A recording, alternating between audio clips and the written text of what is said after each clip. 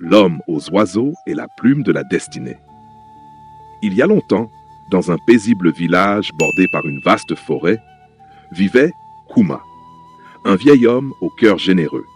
Chaque matin, avant même que le soleil ne caresse les toits de chaume, il s'asseyait sous l'arbre le plus ancien du village et éparpillait une poignée de grains de riz.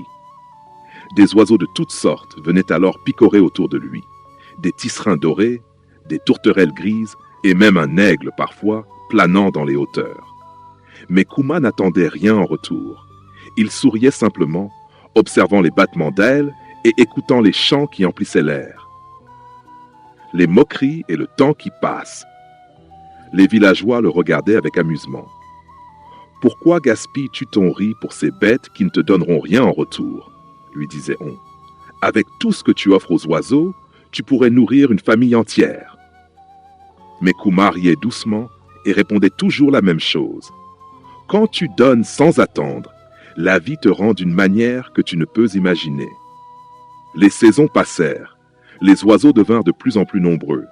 Certains venaient même se poser sur son épaule, comme s'ils le reconnaissaient. Mais un matin, alors que l'harmattan soufflait dans la savane, quelque chose d'inattendu se produisit. La plume de bon augure, un oiseau majestueux, plus grand que tous les autres, au plumage d'un bleu scintillant, vint se poser devant lui. Son regard était profond, presque humain. Puis, il laissa tomber une plume d'or et d'argent juste au pied de Kuma avant de s'envoler. Les anciens du village, témoins de la scène, furent envoûtés par ce qu'ils venaient de voir. C'était l'oiseau de Niamey, messager des cieux, un être rare que peu avaient eu la chance d'apercevoir. Le chef du village s'inclina devant Kuma. Celui qui nourrit les êtres du ciel reçoit en retour la bénédiction des esprits. Cette plume n'était pas une simple plume, elle brillait sous le soleil, et ceux qui l'approchaient ressentaient une étrange paix intérieure. Un cadeau au-delà de l'or. Dès lors, tout changea pour Kuma. Là où il passait, les récoltes étaient plus abondantes.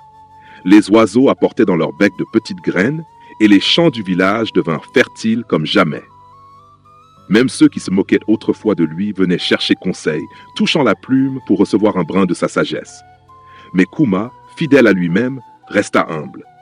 Il continuait à nourrir les oiseaux chaque matin, sans attendre de miracle, simplement avec la joie de donner. La leçon de Kuma. Un jour, un enfant du village vint lui demander « Grand-père Kuma, comment cette plume t'a-t-elle rendu riche ?» Le vieil homme sourit et lui tendit une poignée de riz. « Ce n'est pas la plume qui m'a rendu riche, c'est ce que j'ai donné sans compter. Cette plume n'est qu'un rappel. Quand on offre avec le cœur, l'univers nous rend au centuple. » Depuis ce jour, la légende de Kuma et la plume de bon augure se transmit de génération en génération. Et dans ce village, personne n'osa plus chasser un oiseau, car tous savaient qu'ils étaient les messagers de la destinée. Et toi, qu'es-tu prêt à donner sans attendre de retour? La chance appartient à ceux qui sèment sans attendre la moisson immédiate.